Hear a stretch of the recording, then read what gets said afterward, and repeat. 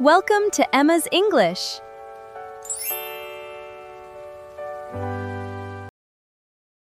Hey English learners, welcome back to Emma's English Talk, your cozy little place to learn real everyday English through natural conversations. I am Emma. And I am Tom. We are so happy to have you join us today for another casual chat. Today, Tom, we're going to talk about something that I think almost everyone has experienced, especially if they live with other people. Oh, that sounds mysterious and slightly dangerous, Emma. What is this topic? It is not dangerous, but it can certainly cause some intense family discussions. We're talking about the daily puzzle of loading the dishwasher. No way! The dishwasher! That is actually a huge topic in my house. I did not realize other people felt so strongly about it. Absolutely. It is one of those small, everyday things that can make people surprisingly passionate. It really is. I mean, there is a right way and a wrong way to do it, right? Well, that is the big question. Everyone thinks their own way is the only correct way. That is so true. I have had actual debates with my roommates about where the bowls should go. Exactly, and that is why we wanted to talk about it today. It's a great, relatable topic, and we can learn some fantastic vocabulary along the way. I love it. It's perfect for our intermediate and upper intermediate learners because we use so many natural expressions when we talk about household chores and small disagreements. Yes, and we will keep the pace nice and comfortable so you can easily follow along and pick up these new words. So Emma, let me ask you first. Are you a careful planner when it comes to the dishwasher, or do you just throw things in? Oh, I am definitely a careful planner, Tom. I treat the dishwasher like a game of Tetris. Everything has its perfect place. Tetris! That is the perfect way to describe it. You have to fit all the different shapes together perfectly. Exactly. If you do not plan it out, you end up wasting so much space. I agree, but sometimes my style is a bit more chaotic. I just want to get the dishes out of the sink. That is where the trouble starts, Tom. When a planner and a chaotic loader share a kitchen, it's a recipe for a minor conflict. Tell me about it. It can really test a relationship. It truly can. Let us dive deeper into this and look at some of the specific things people disagree on. Sounds like a plan. I am ready to defend my chaotic loading style. We will see about that, Tom. Let's get into the details of the dishwasher debate. Okay, Emma, let us start with the biggest question of all. Do you rinse your plates before putting them in the dishwasher, or do you just scrape the food off and put them straight in? Oh, this is a classic debate. Personally, I am a scraper. I just scrape the big pieces of food into the trash and put the plate in. Modern dishwashers are very strong, so you do not need to rinse them completely. Really? See, I am a pre-rinser. I feel like if I do not rinse the plates under the tap first, the food will get baked under the dishes during the hot wash cycle. I understand why you feel that way, Tom, but actually, dishwasher detergent needs some food particles to cling to in order to work properly. If the plates are too clean, the soap does not work as well. Wow, is that actually true? I had no idea. I thought I was being helpful by making sure they were almost clean before they even went in. It is true. Plus, pre-rinsing wastes a lot of water. But I know many people who absolutely insist on rinsing every single item. My roommates and I used to bicker about this constantly. Bicker? Ah, you mean having those little silly arguments about unimportant things, right? Exactly, Tom. Not a huge fight, just small, annoying disagreements that happen over and over again. We would bicker about the water bill and the dirty plates. That makes sense. My roommates and I bicker about whose turn it is to empty the dishwasher in the first place. It is a never-ending cycle of minor disagreements. It really is. And once the dishes are actually inside, there's another big question. What about the silverware? Do you put the forks and spoons facing up or facing down in the basket? Oh, this is a high-stakes question. I always put them facing down because I think it is safer. If you put sharp knives or forks pointing up, you might cut yourself when you reach in to grab them. That is a very practical point of view, Tom. But I actually put them facing up.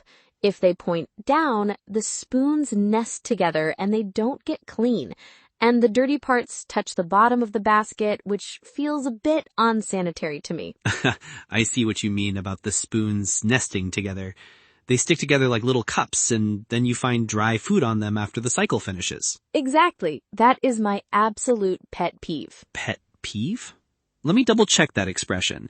A pet peeve is something small that really annoys or bothers you personally, right? Spot on, Tom.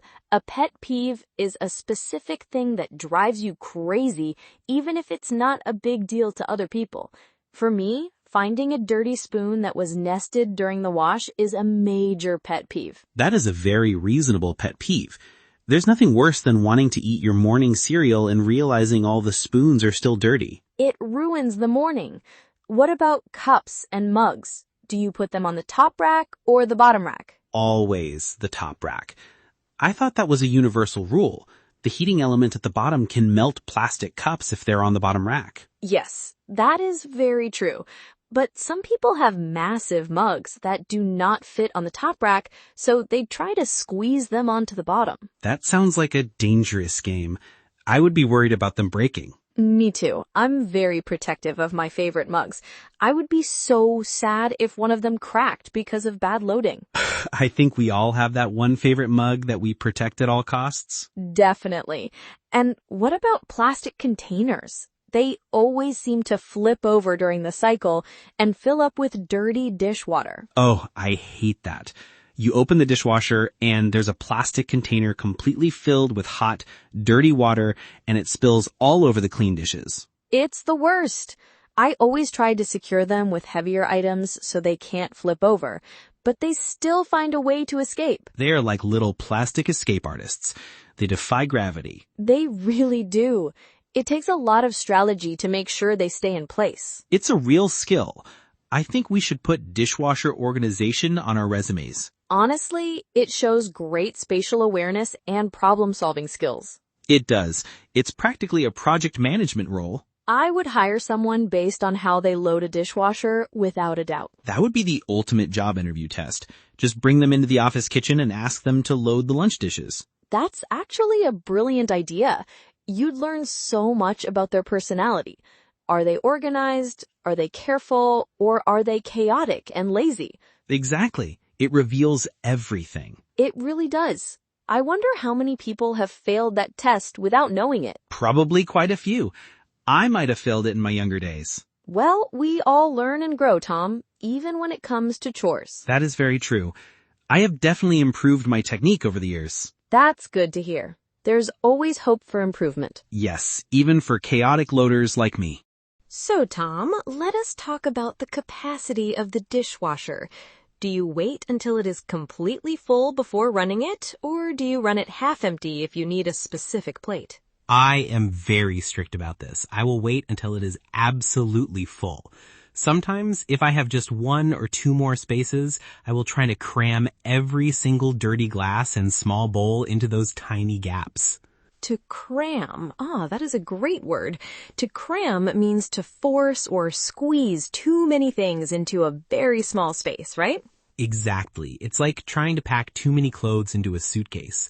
I will cram 5 extra glasses into the top rack because I just do not want to wash them by hand. I think we have all been guilty of trying to cram things in, but the problem is if you cram too many dishes together, the water cannot reach them and they do not get clean.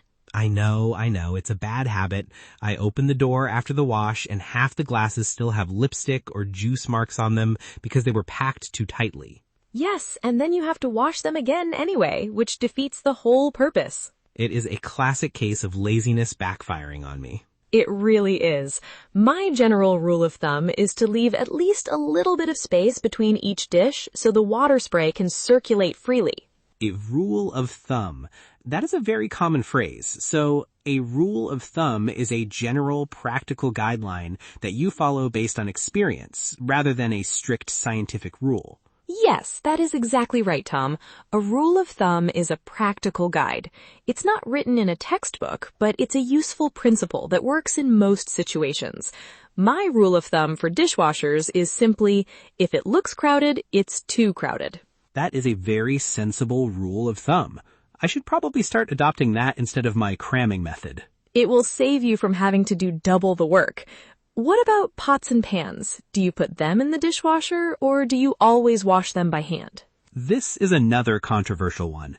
I put almost everything in there, including pots and pans.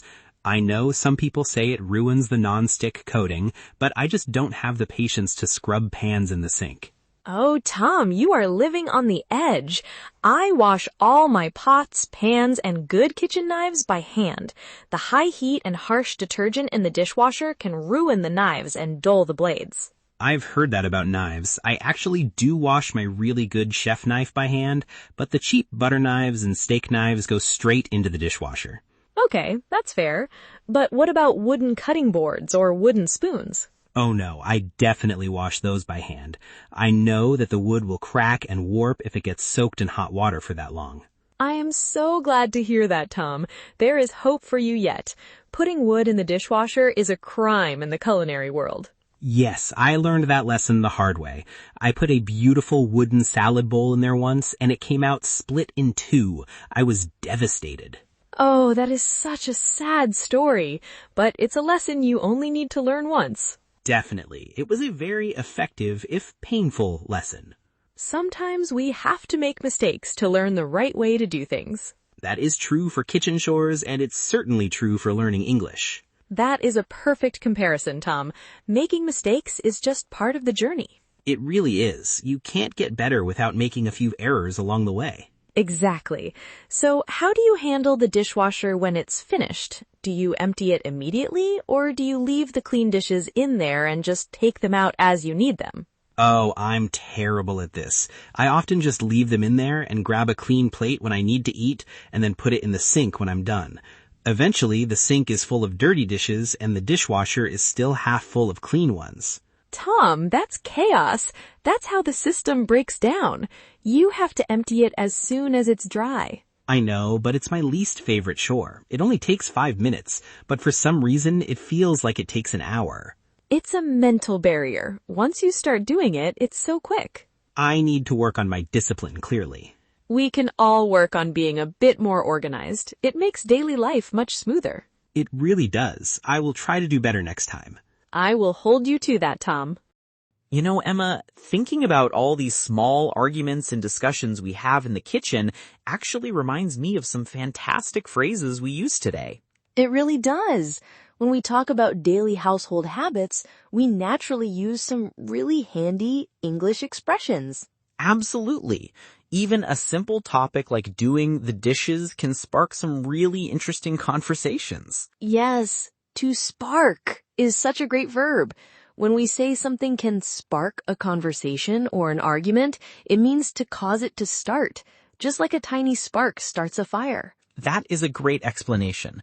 A small topic can spark a huge debate among friends or roommates. Exactly. It is very common to hear people say things like, that comment sparked a big discussion, or the new rules sparked a lot of questions.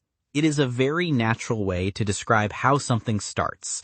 And when these debates do start, people often have to find a way to agree, especially when they live together. Yes, they have to find a compromise. Compromise is another essential word.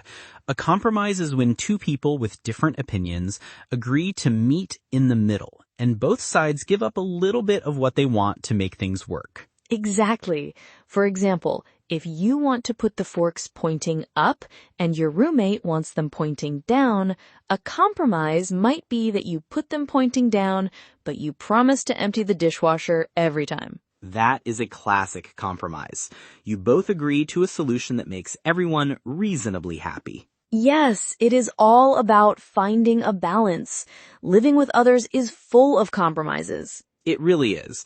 Without compromise, household chores would lead to constant bickering. Definitely. And we also used the phrase rule of thumb earlier, which is incredibly useful for everyday English. Yes, I love that one. Like we said, a rule of thumb is a general guideline. For example, a good rule of thumb for cooking pasta is to use plenty of water.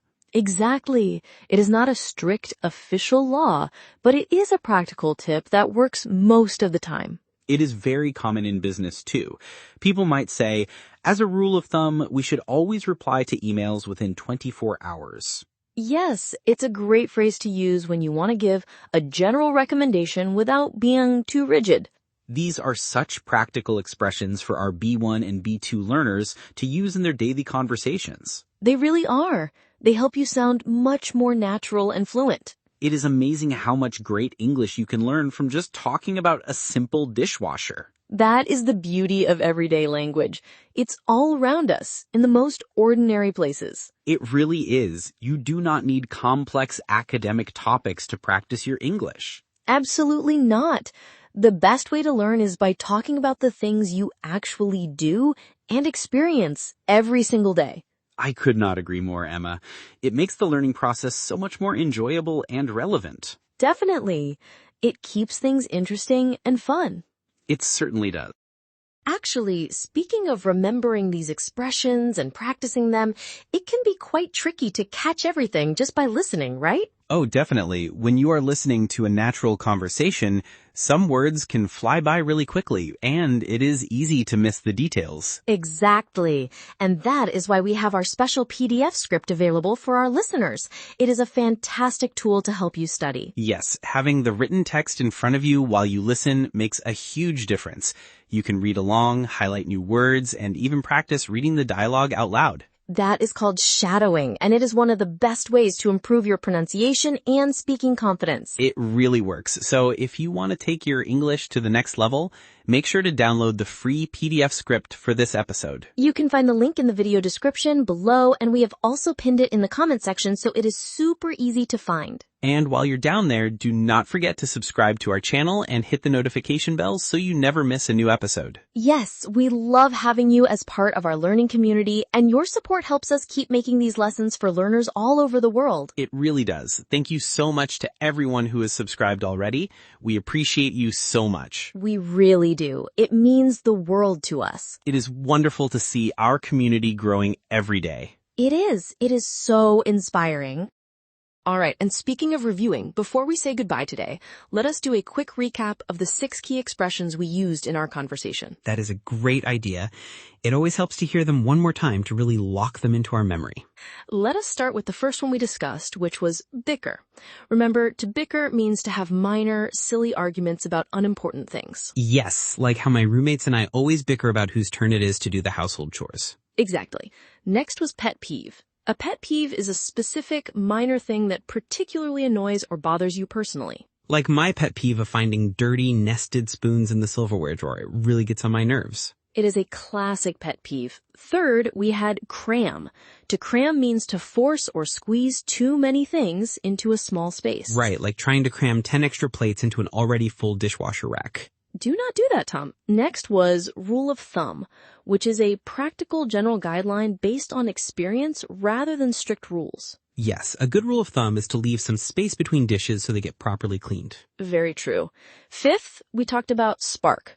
To spark means to cause something to start, especially a debate, a conversation, or an argument. Like how the topic of loading the dishwasher can spark a very passionate debate among friends. Exactly. And finally, we had compromise, which is an agreement where both sides make concessions and meet in the middle to solve a problem. Yes, finding a compromise is the best way to live peacefully with other people and avoid bickering. It absolutely is.